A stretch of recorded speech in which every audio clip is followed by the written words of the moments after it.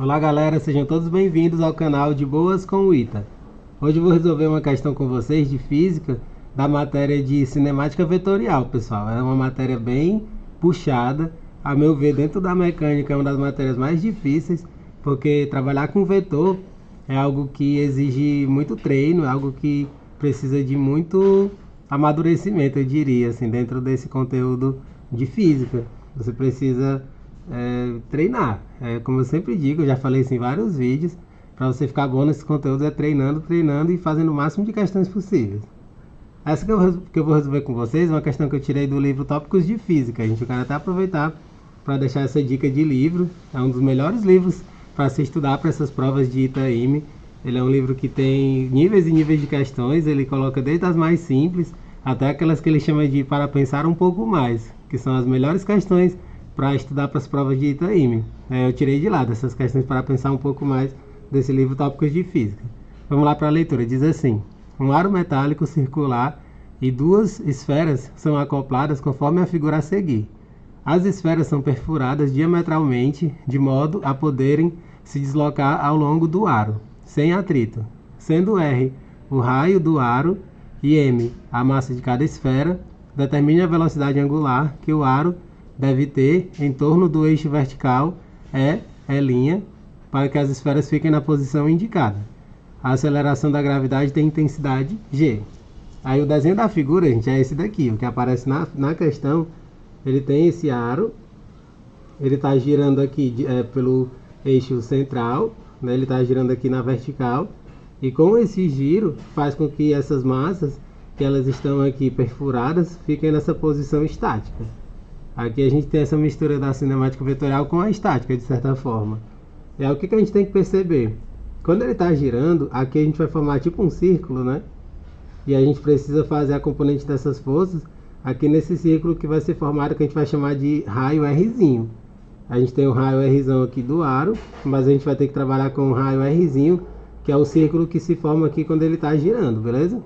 E aí a gente precisa decompor as forças. Essa questão, gente, o que torna ela mais difícil não é nem os cálculos em si. O que deixa essa questão difícil é como é que a gente decompõe essas forças. Gente, a decomposição dessas forças, de fato, ela não é fácil, gente. Aí eu fiz aqui um desenho, eu já fiz antecipadamente para a gente não perder tempo com o vídeo. Eu já fiz antecipadamente esse desenho aqui dessas componentes de força. Eu redesenhei esse círculo aqui que representa um aro bem maior. E aí vamos decompor as forças. Ó. O que tem de forças aqui? O peso, obviamente, a gente tem o peso para baixo. A gente tem a força centrípeta, né? Porque ele não está girando. A força centrípeta ela está apontando aqui, ó, no sentido do centro desse círculo, né? Aqui em direção ao eixo, pro centro desse círculo. E uma força, gente, que muita gente não lembra, por não estar habituado com esse tipo de questão, é colocar a força normal, ó. A gente tem aqui a força normal, porque ele não disse que tem ele é feito de metal, esse ar. Se ele é feito de metal, existe contato entre a massa e esse metal que compõe o aro, percebe? E aí a gente sabe que tendo contato entre duas massas, a força normal ela existe. E ela aponta para onde? Ela aponta na perpendicular. Aí a gente sabe disso da teoria, que tendo um círculo, a força que é perpendicular está sempre apontando para o raio do círculo. Aí a representação do desenho fica essa, ó. A gente bota o círculo grandão, aqui é Rzinho, 60 graus, que é o ângulo da figura, normal. Força centrípeta que é apontando para o centro do círculo e o peso para baixo, beleza? Feito isso, vamos começar a trabalhar aqui com essa figura. Ó. Aqui a gente já tem o peso para baixo, ó, M vezes G. Eu vou escrever aqui esse M vezes G. Aqui a gente tem essa força centrípeta, que é a força normal. Primeira coisa que a gente tem que fazer, gente, vocês vão ver como não tem tanto cálculo essa questão. A gente precisa relacionar o Rzinho com o Rzão.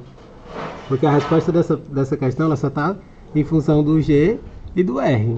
Ela só está em função dessas duas letras. G, gravidade, e R, raio do círculo, que é o aro. E aí a gente tem que relacionar o Rzinho com o Rzão. Trigonometria pura, ó.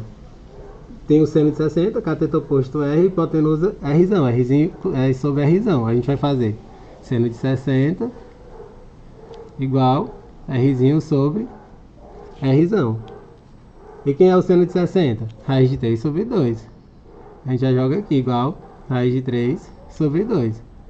Aí fazendo aqui esse cruz credo, a gente já relaciona o Rzinho com o Rzão. Rzinho vai ser raiz de 3 sobre 2 Rzão, beleza? Esse é o primeiro cálculo que a gente faz, a relação entre Rzinho e Rzão. Agora, gente, a gente vem para a parte que, a meu ver, é a mais difícil de todas. A gente quer você ver o que a gente chama de paralelogramo, né? A resultante aqui dessas forças vai formar tipo um paralelogramo, ó. A gente tem aqui essa normal que aponta para o centro do círculo, tem um peso para baixo, aqui é 60 graus, então olha só, se aqui é 60, a gente vê que aqui a gente tem a vertical com a vertical, duas paralelas, então esse ângulozinho bem aqui é 60 graus também. A gente vê isso pela geometria, né? Vertical, vertical, duas paralelas, isso aqui é 60, aqui também é 60.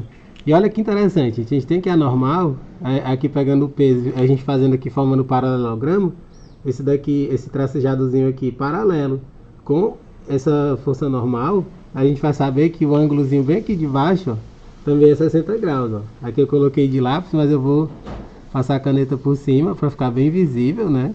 Aqui no vídeo. Esse ângulozinho aqui, ó, ele mede 60 graus. E aí a partir daqui que a gente vai fazer o cálculo, ó. Se ele mede 60 graus, ó, a gente tem aqui o cateto oposto, força centrípeta, e o cateto adjacente é o peso, mg. E aí é só fazer isso. E uma coisa interessante dessa questão, pessoal, é que a gente não precisa utilizar a normal. A normal ela fica só nessa composição aqui, mas o cálculo mesmo a gente não utiliza a normal, a gente vai utilizar o peso e a força centrípeta.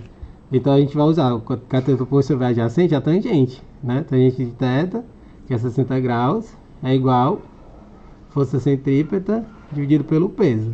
Aí a gente vai fazer tangente de 60 igual a força centrípeta. A gente tem que lembrar, gente, que a força centrípeta, como ele quer a velocidade angular, a gente usa mv ao quadrado sobre r, só que quando ele utiliza a velocidade angular ômega, vai ficar m ômega ao quadrado vezes r.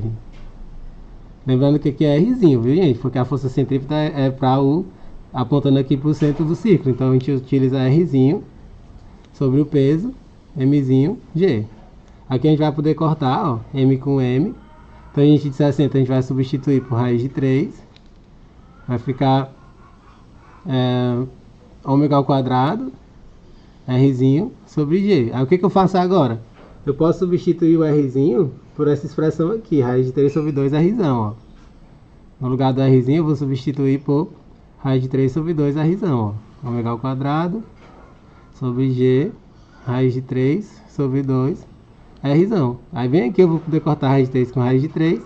E é só reorganizar, ó. Fazendo aqui o cruz credo, ó, vai ficar ômega ao quadrado vezes r igual a 2g. E aí passando esse r dividindo, vai ficar ômega ao quadrado 2g sobre r. Tirando a raiz quadrada, a gente encontra a resposta dessa questão. Raiz de 2g sobre r. É uma questão que é muito massa, né, gente? Você vê que a conta não é tão grande, assim, é uma conta relativamente pequena. O que deixa essa questão difícil é a gente fazer esses esquemas dessas forças aqui, a decomposição delas e tal. Enfim, é assim que a gente resolve. Espero que vocês tenham entendido. Não deixem de dar um joinha no vídeo, seguirem o canal, compartilharem com os amigos de vocês e acompanhar os próximos vídeos que forem chegando. Valeu, galera!